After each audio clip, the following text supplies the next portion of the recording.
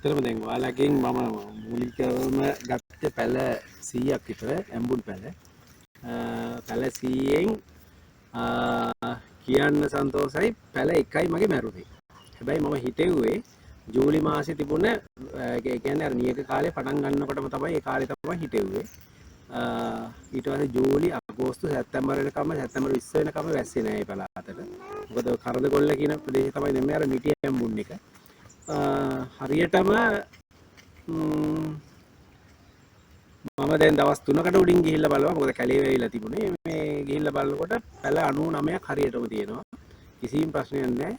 හොඳටම හැදිලා තියෙනවා. සියලුම නියගයන් වලට ඒ තිබුණ සියලුම පරිසර සාධක වලට ඔරොත්තු දීලා ස්වභාවිකව ගහ හැදිලා තියෙනවා. මේ පටක රෝපණ කියලා කිසිම ප්‍රශ්නයක් නැහැ. මොකද ස්වභාවිකවම හැදෙන ගහක් විදිහට ඒක හැදිලා තියෙනවා.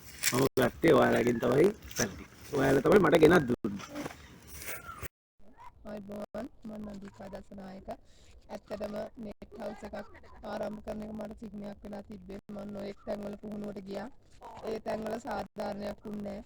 ඇත්තටම මම ජයසිංහ මහත්මියගේ ෂා ප්‍රොඩක්ෂන් තෝරායි ඇඩ් එකක් දැකලා කෝල් එකක් අරගෙන මම ඇත්තටම එතුමියට කිව්වා මේ මගේ මෙහෙම සිහිනයක් තියෙනවා මට උදව් කරන්න. ඒත් මට ආර්ථික අපහසුතාවයක් තියෙනවා. මේ ටිකක් උදව් කරන්න කියන එක. පස්සේ එතුමිය පුහුණුවට එන්න කියලා මට හැමදේම කියලා දුන්නා. අපි අඩු මුදලකින් ඔයාට මවුසාක් ගත්තොත් ගොඩක් ගණන් යනවා. අඩු මුදලකින් ආරම්භ කරන නිසා අපි ඉස්සලා පොඩි ඒ වගේම පටන් ගමු කියලා අපි ලේඩි ජිම් එකක් ගත්තා. නෙදර්ලන්තත් සාමාන්‍යයෙන් කුඩා පැල බැංකුත් කුඩා පැල තමයි මම ගත්තේ. ඒ ගත්තේ මවුසාක් ගන්න ඇත්තටම මුදල් නැති නිසා ගොඩක් ගණන් නිසා. පස්සේ ඉතින් එතුමියගේ උපදේශකත්වයෙන් මම ආරම්භ කරා. මට නෙට් හවුස් එකක් ඉදි කරලා දුන්නා. ඒ වගේම මගේ අඩිපාරේ යන ගමන් මගේ නංගි විනෝක දසනායක මගේ නාත් සහෝදරයෙක් ඉන්නවා මංජුල සඳුන් කියලා. එයාත් පටන් ගත්තා. පස්සේ ඉතින් අපි පොඩි මුදලකින් ওই විදිහට පටන් ගත්තා. දැන් ඔයාලට මම මේ පෙන්නන්නේ ජයසිංහ මහත්මියගෙන් මම ගත්ත නෙදර්ලන්ත එන්ටූරියම් කුඩා පැල. ඒවා දැන් මල් පිපිලා මවුසාක තරම් පරිණත වෙන්න ඇවිල්ලා තියෙන්නේ. ගොඩාක් ඒ වගේ කැකුළු තියෙනවා.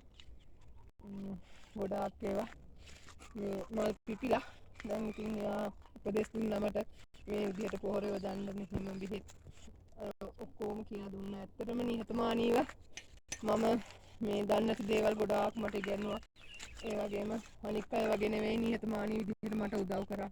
හැම වෙලාවම කෝල් කරලා අහන වෙලාවකම හැම වෙලාවම ෆෝන් එක උස්සලා මෙහෙම කරන්න කියලා ගොඩාක් උපදෙස් දුන්නා. පස්සේ ඉතින් මම ඒවා මේ උපදෙස් මත තමයි ගියේ. අද වෙනකොට නෙදර්ලන්ත එහෙම මේ හොඳට හැදිලා තියෙනවා. මගේ ගම ඇත්තටම ඉතාම දුෂ්කරයි. මහනුවර දිස්ත්‍රික්කේ ගම්පොළ ඉඳන් කිලෝමීටර් 3ක් ඈතින් පිටලා තියෙන පීකොක් කියන කඳු මුහුණ ගොඩාක් ආසන්නයි. එතනම තමයි ගම. පාර හැම ගොඩාක් දුෂ්කර පළාතක්. ඉතින් මේ මහත්මිය කොහොම හරි ඒවා බලන්නේ නැතුව මට උදව් කරා. උදව් කරලා දැන් ඉතින් මගේ නෙට් හවුස් එක හොඳ තත්ත්වෙන් දැන් සමහර ඒ වගේ පොඩි පැල ගෙන ආපු වගේ මල් පිපිලා සමහර ඒවා ආසන්නයි. ඉතින් එහෙම තියෙනවා. ඉතින් මං සිහිනයක් වෙලා තිබ්බ දේ සාධන කරගන්න එතුමිය මට ගොඩාක් උපකාර කරා. ඇත්තටම මම එයාගේ නිහතමානීකමටයි ඒ වගේම එයාගේ ස්වාම පුරුෂයා ඒ වගේම ඒ මහත්මියගේ පියාණන් ජයසිංහ මහත්මයා එහෙම මේ ඇත්තටම මට නම් කියන්නේ අද විශේෂ දවසක් මට විශේෂ දවසක් වගේ වැදගත් දවසක් වෙනවා. මේ පැය පහකට මේ හරි වටිනවාද මේ ඉගෙන ගන්න ටිකට දැනුම් සම්භාරය ඉගෙන ගන්නවා. කියන්නේ අවුරුදු දෙක තුනක් වගේ මම වලදා කරා නෙවෙයි විනෝදයට වගේ කරේ මට වැඩක් නැති නිසා ඒ කරගෙන ගියා. මම හැදෙන්න ආසාවක් තිබුණා. මට සතුටක් ඇති වුණා. ඊට පස්සේ කියන්නේ දැන් මම හඳුනගන්න ඒ නැත්නම් හදන විදිහ දැනගෙන නෙවෙයි මගේ අත්දැකීමෙන් මම කරගෙන ගියා. ටික කාලයක් කරගෙන යනකොට මට ආසෙ හිතුණා. ඊට පස්සේ දැන් මෙහෙට මිස්සාවන පස්සේ මට තවත් ආසෙ හිතුණා මේ අනිත් ප්‍රදේශ ටිකක් ගන්න ඕන කියලා. ඇත්තටම අද ගත්ත ප්‍රදේශ ටික මට සෑහෙන්න වටිනවා.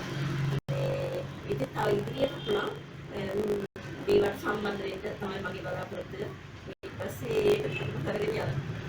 ඒ දවස්වල හදපු වගේක් දැන් මිනිස්සු ගන්න නැහැනේ. ඒකේ මේ බෑග් එක කඩලා බෑග් කරලා නැති ඔක. ඒක බෑග් එක කඩලා අතට අරගෙන බලන්න මේ පොඩි කරලා බලන්න. පොඩි කරලා බලනකොට අපිට නිකන් අර දෙලි ගතියට හොයනවා නම් ගන්න එපා. අර ටිකක් අතට දැනෙන මට්ටමක් තියෙනවනේ. සාමාන්‍යයෙන් අපි